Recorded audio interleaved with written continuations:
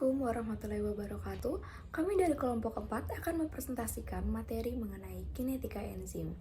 Sebelum kami memasuki materi, tentu saja alangkah baiknya kami memperkenalkan diri terlebih dahulu. Perkenalkan, nama saya Amel. Di sini saya bersama dengan rekan-rekan saya, ada Rahma, Safira, Katarina, Veda, Sekar, dan juga Aceh. Saya akan menjelaskan apa itu definisi enzim dan juga kinetika enzim. Yang pertama ada enzim. Nah, enzim sendiri itu merupakan katalis biologis atau juga dikenal sebagai biokatalis yang mempercepat reaksi biokimia pada organisme hidup. Nah, spesifisitas enzim memungkinkan mereka untuk memiliki selektivitas yang tinggi untuk membedakan antara zat yang berbeda dan bahkan antara isomer optik suatu senyawa. Nah, kemudian ada pengertian kinetika enzim. Nah, kinetika enzim sendiri merupakan studi tentang laju reaksi kimia yang dikatalis oleh enzim. Nah, di mana dalam ekosistem laut, kinetika enzim ini sangat penting untuk memahami bagaimana organisme laut, terutama mikroorganisme seperti bakteri dan fitoplankton. Nah, mereka akan memanfaatkan nutrisi dan energi dari lingkungan mereka. Kemudian enzim yang dihasilkan oleh organisme-organisme ini berperan dalam memecah bahan organik yang kompleks, misalnya protein, lemak, dan karbohidrat menjadi molekul-molekul yang lebih sederhana dan yang kemudian dapat digunakan organisme lain dalam rantai makanan di laut.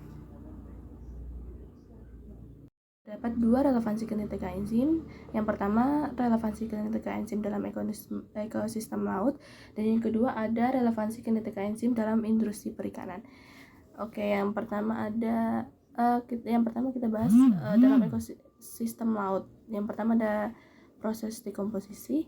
Nah, misalnya enzim seperti protease, lipase, amilase ini mempercepat dekomposisi bahan organik seperti sisa-sisa makhluk hidup yang telah mati di lautan. Nah, efisiensi enzim dalam menguraikan materi ini bergantung pada kinetikanya, di mana enzim harus bekerja secara optimal dalam kondisi yang berubah-ubah seperti suhu, pH, dan ketersediaan substrat.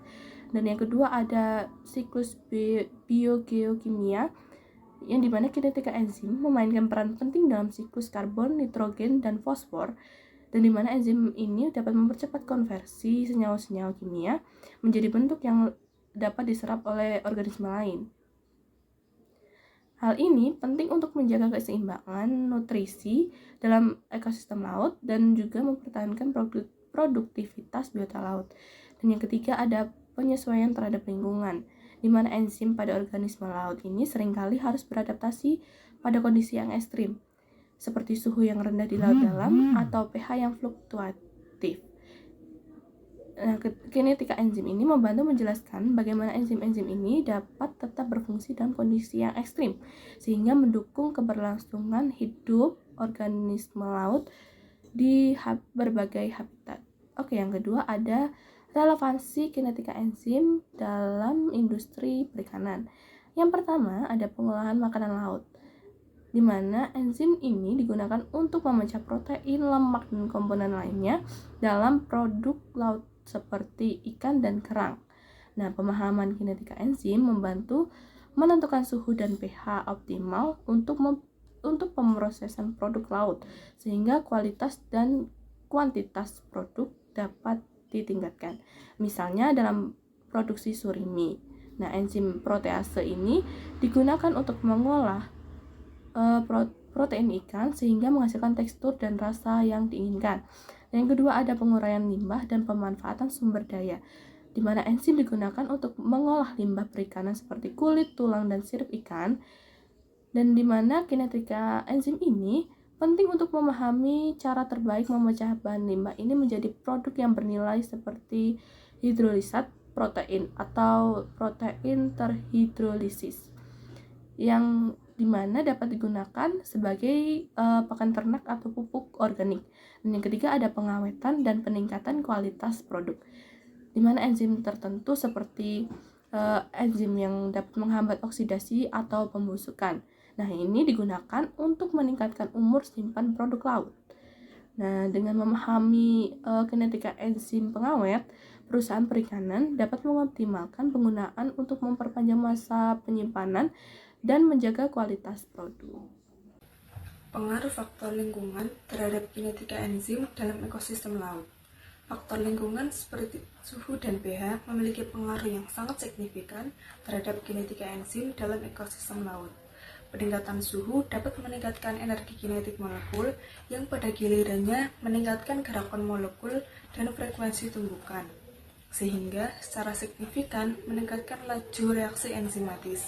Sementara itu, perubahan pH juga memiliki dampak yang signifikan terhadap aktivitas enzim. Banyak enzim yang sensitif terhadap perubahan pH dan memiliki pH optimum untuk aktivitasnya. Dalam konteks bioremediasi lautan dan polusi laut, enzim yang berperan dalam menguraikan polutan seperti pestisida dan hidrokarbon harus beroperasi dalam kondisi lingkungan yang stabil. Nah, selanjutnya masuk mengenai penjelasan dampak suhu air laut terhadap aktivitas enzim dalam organisme laut dan proses industri perikanan. Enzim dalam organisme laut sangat sensitif terhadap perubahan suhu. Peningkatan suhu dapat meningkatkan energi kinetik molekul dan substrat sehingga meningkatkan laju reaksi enzimatis. Namun, suhu yang terlalu tinggi dapat menyebabkan denaturasi struktur 3 dimensi enzim sehingga aktivitas enzim menurun. Suhu air laut yang stabil sangat penting untuk menjaga kualitas air dalam aquakultur. Suhu yang terlalu tinggi juga dapat menyebabkan peningkatan kadar amonia dan nitrit yang berbahaya bagi ikan. Dalam industri perikanan, penggunaan probiotik dapat membantu meningkatkan keseimbangan mikrobiota usus ikan dan melindungi mereka dari infeksi bakteri. Probiotik dapat berfungsi lebih efektif pada suhu yang stabil, sehingga penting untuk menjaga suhu air laut dalam batas yang optimal. Selanjutnya yaitu pengaruh perubahan pH terhadap kinetika enzim dalam lingkungan laut dan organisme akuatik. Setiap enzim memiliki struktur 3 dimensi yang kompleks dan sangat sensitif terhadap perubahan pH. Pada pH yang optimal, struktur enzim memungkinkan penyekatan substrat dengan kondusif sehingga aktivitas enzim mencapai maksimal.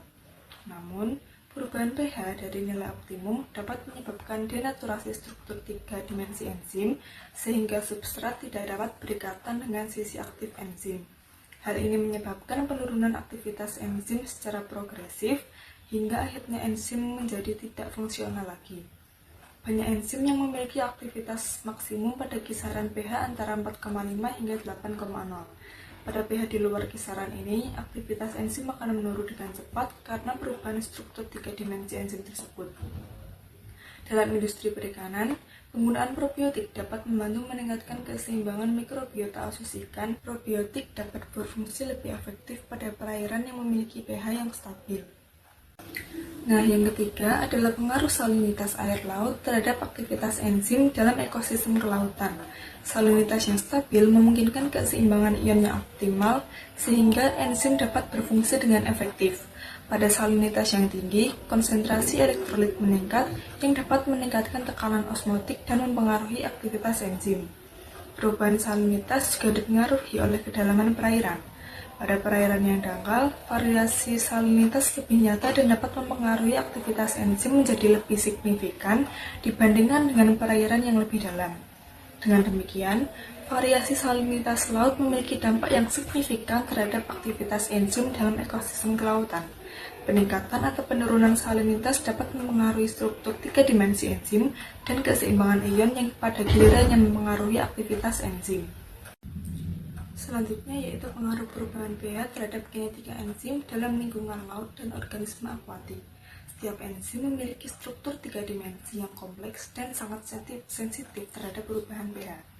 Pada pH yang optimal, struktur enzim memungkinkan penyekatan substrat dengan kondusif sehingga aktivitas enzim mencapai maksimal. Namun, perubahan pH dari nilai optimum dapat menyebabkan denaturasi struktur 3 dimensi enzim sehingga substrat tidak dapat berikatan dengan sisi aktif enzim. Hal ini menyebabkan penurunan aktivitas enzim secara progresif hingga akhirnya enzim menjadi tidak fungsional lagi. Banyak enzim yang memiliki aktivitas maksimum pada kisaran pH antara 4,5 hingga 8,0. Pada pH di luar kisaran ini, aktivitas enzim akan menurun dengan cepat karena perubahan struktur 3 dimensi enzim tersebut.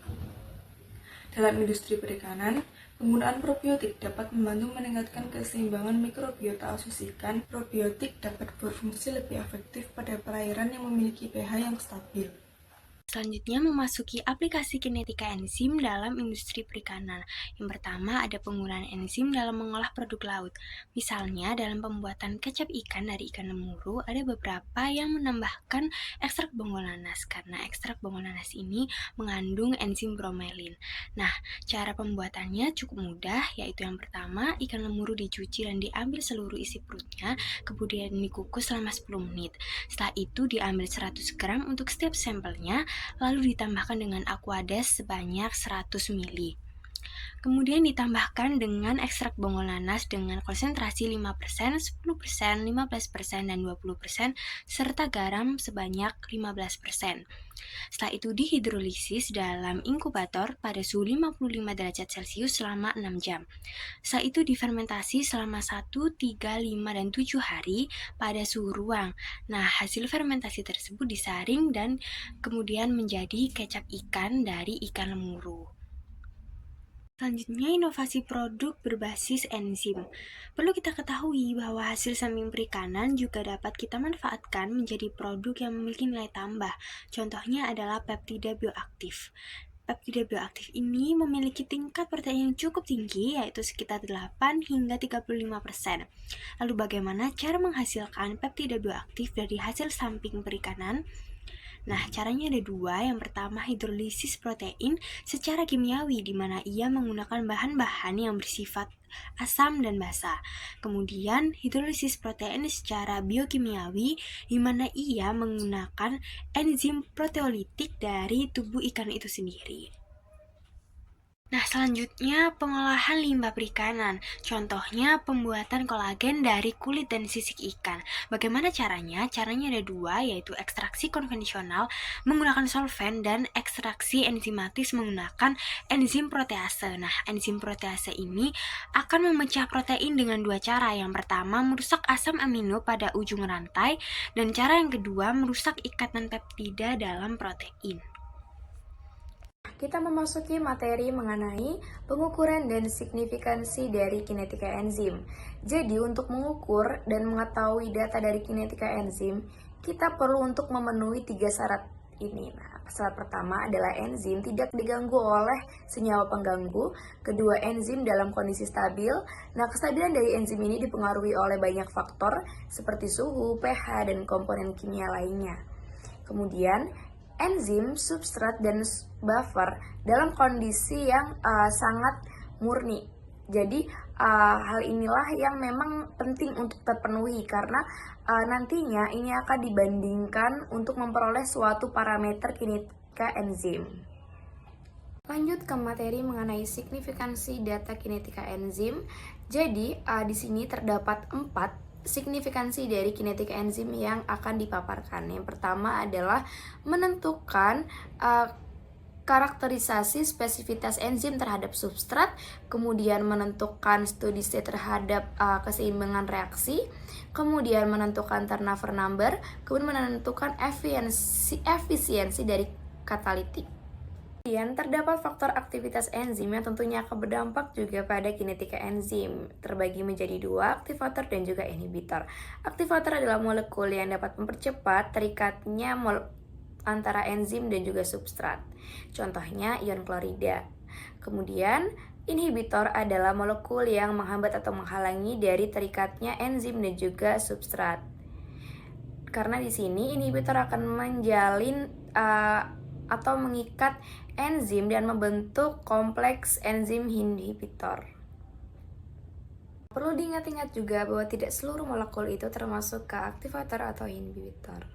Kemudian inhibitor terbagi menjadi dua, reversible dan juga irreversible, di mana irreversible merupakan inhibitor yang dia dapat mengikat, namun ikatannya itu dapat dipulihkan atau dikurangi sehingga molekul atau enzim itu dapat dikembalikan ke awal. Kemudian inhibitor irreversible adalah inhibitor yang dia mengikat, namun sifat ikatannya ini itu bersifat permanen. Untuk inhibitor reversible terbagi menjadi 3, yaitu inhibitor kompetitif, non-kompetitif, dan non-kompetitif. Nah, kompetitif ini dia memiliki bentuk substrat dan juga enzim yang memang letak, pelekatan, dan juga bentuknya sama. Sedangkan untuk non-kompetitif, bentuk dan letaknya tidak sama yang menyebabkan sisi aktifnya juga tidak sama. Kemudian hal itulah yang menyebabkan substrat tidak dapat menempel. Nah, kemudian unkompetitif yaitu yang tidak dapat terikatan dengan enzim bebas. Lanjut ke persamaan Michael-Mentens, di mana ini memang hubungan mengenai laju reaksi dan juga konsentrasi substrat. Nah, keduanya memiliki hubungan yang sebanding, di mana ketika salah satunya itu meningkat, maka salah satunya juga akan meningkat. Nah, ini dihitung dengan rumus laju reaksi sama dengan laju reaksi maksimum dikali konsentrasi substrat per konstanta Michael-Mentens ditambah dengan konsentrasi substrat. Oke, kemudian ada teori keadaan steady atau steady state theory. Nah, teori keadaan steady ini merupakan metode yang mempermudah analisis reaksi enzimatis. Nah, teori ini berfokus pada kondisi di mana setelah tahap awal reaksi, konsentrasi kompleks enzim atau enzim substrat atau ES tetap konstan meskipun reaksi berlanjut. Dengan kata lain, laju pembentukan kompleks enzim substrat sama dengan laju penguraian menjadi produk dan enzim bebas. Nah, teori ini mempermudah analisis ketika enzim dengan menganggap bahwa pembentukan dan penguraian kompleks ES terjadi pada kecepatan yang seimbang. Kemudian ada transformasi Lineweaver-Burk, yaitu merupakan suatu metode yang mengubah persamaan Michaelis-Menten dari bentuk non-linear menjadi bentuk linear dengan mengambil kebalikan dari kedua sisi persamaan. Nah, kemudian menghasilkan grafiknya itu dengan sumbu 1/V0 dan 1/S. Nah, Lineweaver-Burk ini digunakan untuk mempermudah analisis data kinetika, terutama dalam mengidentifikasi nilai kilometer dan Vmax. Transformasi ini dilakukan dengan mengambil kebalikan dari kedua sisi persamaan Michaelis-Menten yang menghasilkan rumus 1/V sama dengan kilometer per Vmax dikali S dan plus 1/Vmax dengan keterangan 1/V yaitu kebalikan dari laju reaksi, sedangkan 1/X itu kebalikan dari konsentrasi substrat. Nah, transformasi ini akan menghasilkan garis linear dengan kemiringan kilometer per Vmax dan intercap 1/Vmax yang memungkinkan penentuan parameter kinetik dengan lebih mudah. Ada persamaan setengah Vmax. Nah, persamaan ini merupakan suatu bentuk lebih sederhana dari persamaan Michaelis-Menten. Dalam kondisi ini, di mana kecepatan reaksi awal atau V0 sama dengan setengah dari kecepatan maksimum atau Vmax. Dan memperoleh rumus yaitu Km sama dengan S. Nah, Km itu konstanta Michaelis. Nah, persamaan ini menyatakan bahwa pada konsentrasi substrat yang setara dengan konstanta Michaelis, laju reaksi adalah setengah dari Vmax. Nah, hal ini berguna dalam analisis kinetika untuk menentukan nilai konstanta Michaelis secara praktis dan membantu dalam evaluasi mekanisme kerja inhibitor. Ada tantangan dan peluang penggunaan enzim dalam industri perikanan dan kelautan. Tantangan yang pertama, pengembangan teknologi. Industri pengolahan perikanan masih menghadapi tantangan dalam pengembangan teknologi enzim yang lebih canggih dan efektif untuk berbagai jenis ikan dan produk perikanan. Yang kedua ada biaya produksi. Biaya produksi enzim yang tinggi dapat menjadi hambatan bagi industri pengolahan perikanan,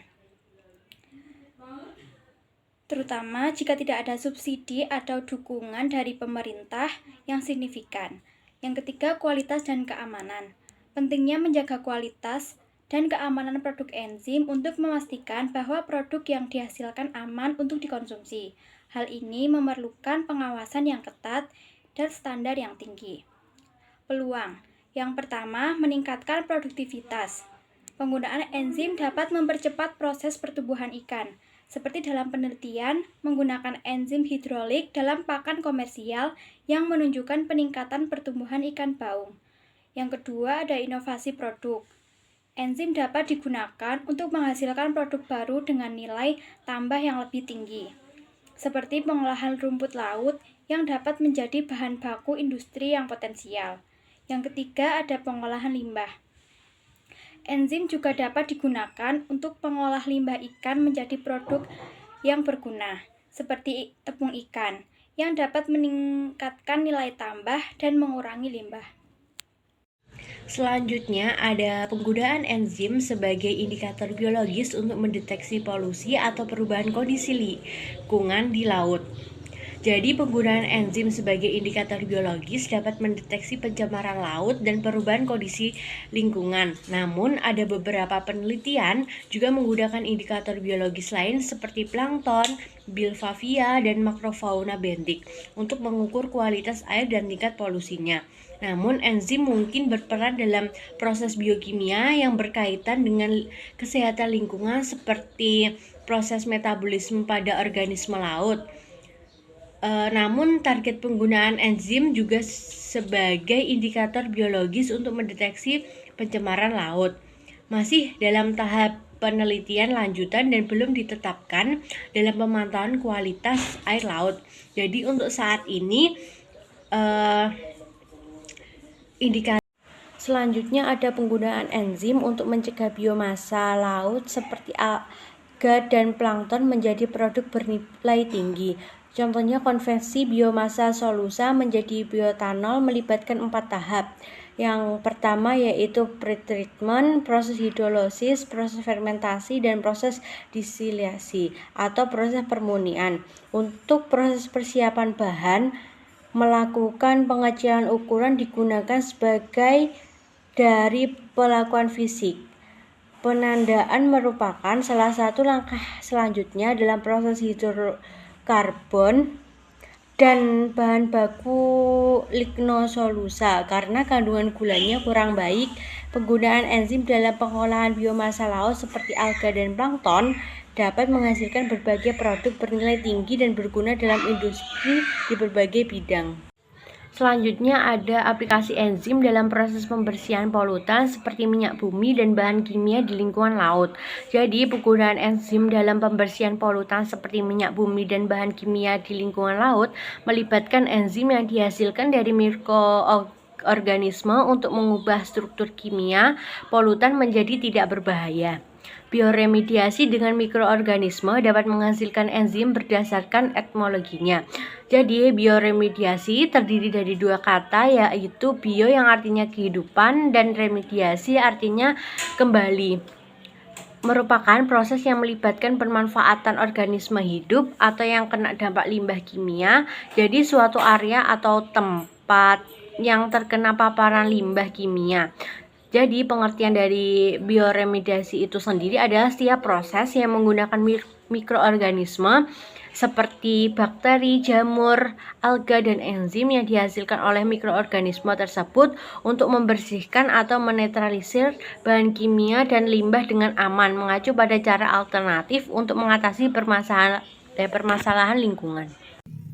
Selanjutnya, saya akan membahas case-based jurnal yang berjudul Karakteristik dan Sifat Kinetika Enzim Kitinase dari Isolat Bakteri T5A1 asal terasi. Kitinase berperan dalam memecah kitin, komponen utama dinding sel jamur dan eksoskeleton arthropoda, sehingga potensial digunakan dalam deproteinasi limbah laut dan bioinsektisida. Penelitian ini karakterisasi enzim kitinase dari bakteri T5A1 asal terasi, bertujuan menemukan enzim yang efisien dan stabil untuk industri. Fokusnya pada enzim dengan suhu dan pH optimum, serta stabilitas tinggi guna meningkatkan efektivitas dalam proses bioteknologi. Selanjutnya, bahan dan metode. Yang pertama, produksi enzim. Isolat T5A1 ditumbuhkan dalam media minimally synthetic medium atau MSM padat dan dikultur dalam MSM cair pada 30 derajat Celcius selama 24 jam. Supernatan diambil setelah 15 menit sentrifugasi dan enzim dikonsentrasikan dengan menambahkan amonium sulfat hingga 40% kejenuhan. Yang kedua, pengujian aktivitas enzim. Aktivitas kitinase isolat T5A1 diuji menggunakan substrat Colloidal kitin 1,5% dengan variasi suhu dan pH. Suhu optimum 40 derajat Celcius dan katoin Fe3+ serta Ca2+ meningkatkan aktivitas enzim, sementara Mn2+, Mg2+, dan CO2+ menurunkannya pada konsentrasi 1. Metode modifikasi Splinder digunakan untuk mengukur aktivitas enzim. Yang ketiga, karakterisasi enzim kitinase. Penentuan suhu dan pH optimum, stabilitas enzim pada suhu optimum, serta pengaruh kation terhadap aktivitas enzim dilakukan untuk memahami karakteristik enzim kitinase.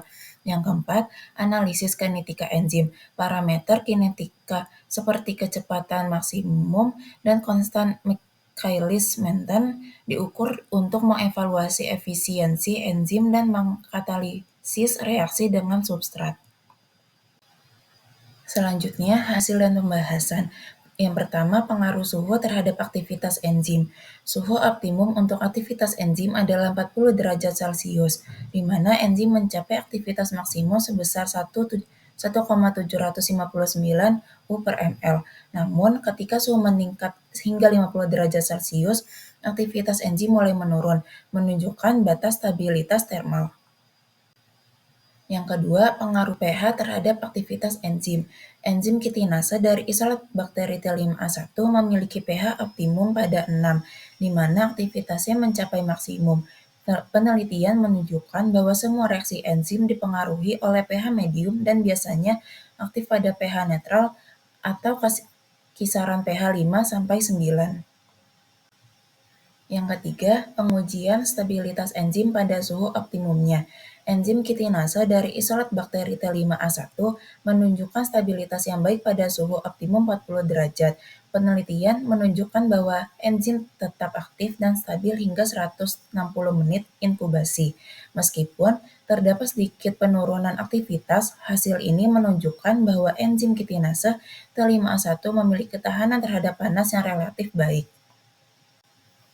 Kesimpulan yang dapat diambil dari jurnal ini adalah enzim kitinase dari isolat bakteri T5A1 memiliki suhu dan pH optimum yang optimal untuk aktivitasnya.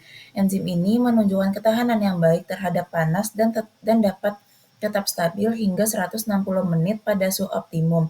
Aktivitas enzim dapat ditingkatkan oleh kation Fe3+ dan Ca2+, sedangkan beberapa kation lain dapat berfungsi sebagai inhibitor.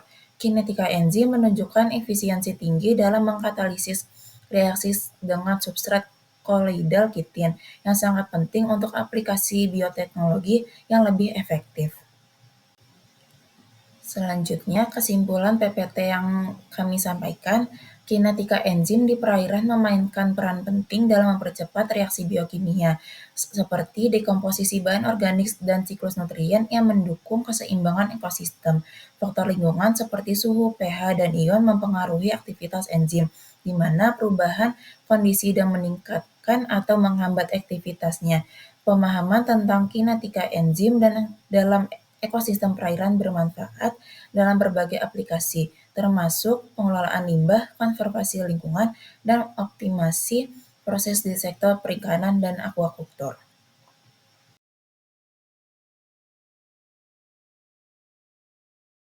Sekian pemaparan materi dari kelompok kami mohon maaf apabila ada kesalahan kata selama pemaparan materi. Hidup sepi tanpa kekasih. Sekian dan terima kasih. Wassalamualaikum warahmatullahi wabarakatuh.